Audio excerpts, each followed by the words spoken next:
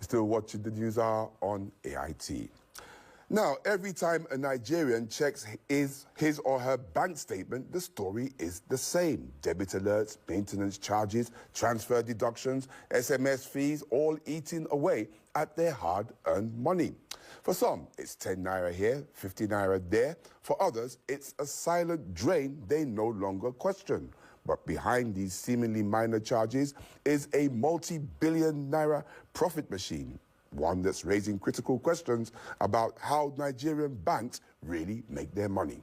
In this report, our business correspondent Larry Babalola explores a growing question: are Nigerian banks really invested in the economy or simply profiting from the people? In 2024, Nigeria's top 5 banks, Zenith, Guaranty Trust Bank, United Bank for Africa, Access, and First Bank, raked in over 3.2 trillion naira in profits combined. At first glance, this looked like economic strength, but a closer look tells a different story. An analysis of the financial statement of these banks shows that up to 30% of their income comes from non-interest sources, such as ATM charges, SMS fees, card maintenance, and digital service deductions. Nigerians have expressed dissatisfactions as this deduction, instead of adding interest to their funds, it erodes the value of their savings, especially amid prevailing cost of living crisis. The thing is becoming too much and is painful anyway, because I think towards month ending, I will just be seeing different kind of alert, this, that. Then the worst one was, this one I will see, they will say, Google charge alert. I said, what's Google charge alert? I don't buy things online. I feel like when you're saving your money in the bank, your money should be saved and not then debiting you, And this allow a lot of people not to even be encouraged to save their money in the bank anymore. They feel like they can just get maybe this ajo or maybe even save their money at home. An analysis of a few bank financial statements revealed that Zenith Bank alone earned over 206 billion naira from such charges. UBA followed closely with 113 billion naira, while Access Bank gained 139 billion naira. Only GT Bank held lower at 9% of revenue from customer charges. I spoke with Nigerian's economist and development expert, Professor Ken Ife, who had such charges deducted from his account running into millions. He said Nigerian banks need to go back to funding the real sector and stop profiting from depositors' hard-earned money. How many taxes do you think innumerable from your... I had a deduction of over 5 million for this cash of what do you call it, COD, something like that.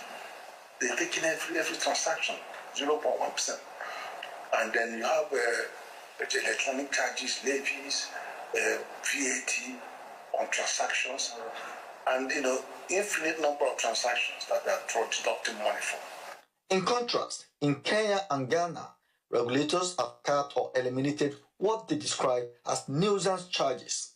But in Nigeria, the loopholes remain wide open, costing the average customer thousands yearly. Very little on deposit, very little, 3%, 5%. They look at the spread between what they pay you for depositing money to them and what they charge you. The spread is almost 30%. So why then do you discourage us from having deposits in the bank by slashing our interest simply because somebody withdrew money 3 times? Why wouldn't you withdraw money 3 times? GT Bank, for instance, earns the bulk of its revenue through lending, but UBA and Access, nearly a third of their earnings come from charges on everyday transactions. For small businesses in Nigeria, it's death by deduction. For the unemployed, it discourages banking altogether. For Nigeria's economy, it reflects an even bigger problem: wealth generation without value creation. As we have seen, the numbers don't lie. In 2024 alone, banks made hundreds of billions, not just from interest on loans, but from every multiple charges applied to every swipe, transfer, and test. Is this smart banking or silent exploitation? Let's have the economists weigh in. Economist Dr. Aliu said the trend could discourage the financial inclusion drive. Currently, there is more money outside the banking system than there is in the banking system. I guess this is one of the reasons why people are scared of taking their money to banks. So we have to appeal to banks to reduce their charges.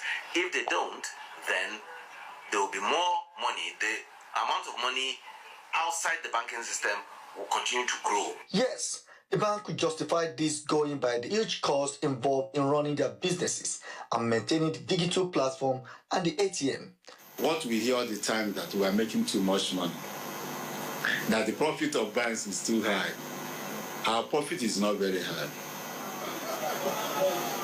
You need a profitable bank to be strong. You need a profitable bank to have a strong economy. If the banks are not profitable, they will not build the reserve that is required to support the economy. And if you compare our profit to what we have in South Africa, in fact, one South African bank, Standard Bank, is the largest bank in South Africa. Their profit is a combination of all we have. But analysts say Nigerians have paid their dues, and such charges is placing heavy burden on depositors. One thing we would say is that the banking industry have attracted over $200 billion into our Nigerian economy, without a doubt. But equally, Nigerian people have paid their dues. The call is now on the Central Bank of Nigeria to look into this charge and save depositors, while it's to position the banking industry to finance the critical sector of the economy and not depend on the passive income. Don't forget, banks are just there to make, they're just interested in satisfying their shareholders. So one of the functions of the central bank is to regulate the activities of banks. So if you see that banks are doing this, then the best thing to do is to complain to the central bank. As banks celebrate record profit, many Nigerians quietly count their losses. Perhaps the true test of a banking system is not how much it earns, but how much it gives back. Banking by design should build wealth, not quietly drain it. As regulators watch and the profit grows, Nigerians are demanding fairness because banking should feel like trust, not a transaction trap. Landry Balola, AIT News, Abuja. House rent in Abia State, particularly